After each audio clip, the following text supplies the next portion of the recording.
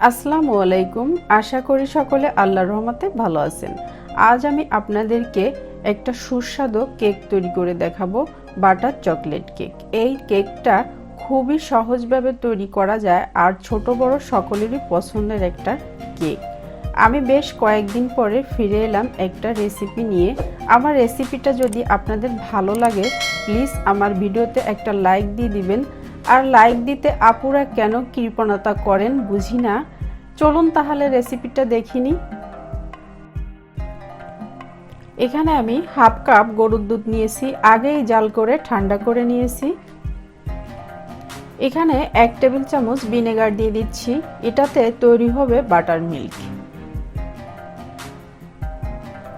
এখন আমি শুকনো উপকরণগুলো একটু চেলে নিব। হাফ কাপ ময়দা নিয়ে নিচ্ছি, 1 টেবিল চামচ কোকো পাউডার নিয়ে নিচ্ছি, হাফ চা চামচ বেকিং পাউডার নিয়ে নিচ্ছি,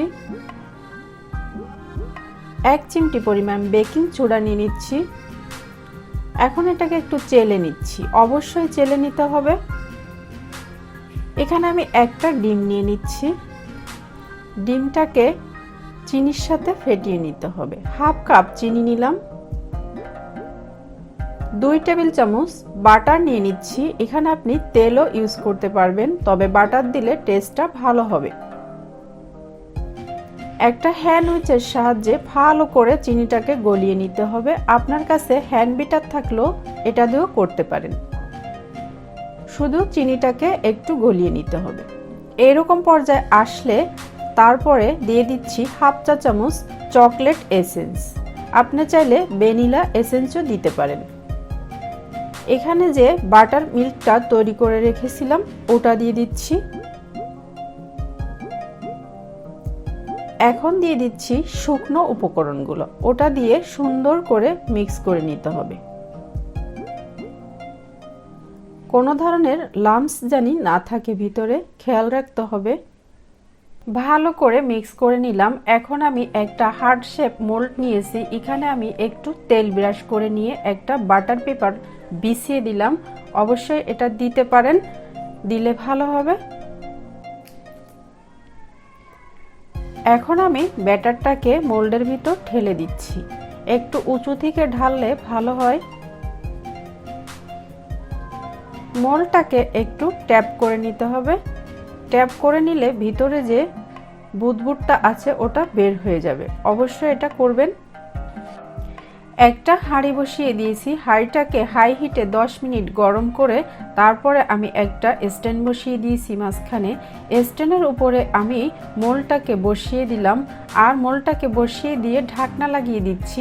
ঢাকনায় যে ছিদ্রটা আছে অবশ্যই টিস্যু দিয়ে এটাকে বন্ধ করে দিতে হবে। আর এটাকে লো হিটে 30 মিনিট আমি এটাকে রাখবো। এখানে 30 মিনিট পরেই কেকটা হয়ে যাবে। 30 মিনিট পর ফিরে এলাম। আমি একটা টুথপিকের সাহায্যে একটু দেখিয়ে দিব আপনাদেরকে। এই তো টুথপিকটা পরিষ্কার আসছে, অর্থাৎ কেকটা হয়ে গিয়েছে। এখন আমি কেকটাকে নামিয়ে নিচ্ছি, নামিয়ে ঠান্ডা করে দেখাচ্ছি। একটা ছুরির সাহায্যে আমি সাইডটাকে একটু আলগা করে নিচ্ছি। কেকটাকে আমি নামিয়ে নিচ্ছি, নামিয়ে নিলাম। আর উপরের বাটার পেপারটা তুলে নিতে হবে। উপরে আমি কিছুটা আইসিং সুগার দিয়ে দিছি আর একটা চেরি বসিয়ে দিছি, এটা সুন্দর দেখানোর জন্য। তৈরি হয়ে গেল বাটার চকলেট কেক। এটা তৈরি করা একদমই সহজ, ঘরে থাকা উপকরণ দিয়েই আপনি তৈরি করতে পারবেন। আর আমি সহজভাবেই তৈরি করে দেখালাম। যদি ভিডিওটা ভালো লেগে থাকে তাহলে আমার ভিডিওতে একটা লাইক দিয়ে দিবেন। আর যারা নতুন আসছেন অবশ্যই সাবস্ক্রাইব করে দিবেন। আল্লাহ হাফেজ।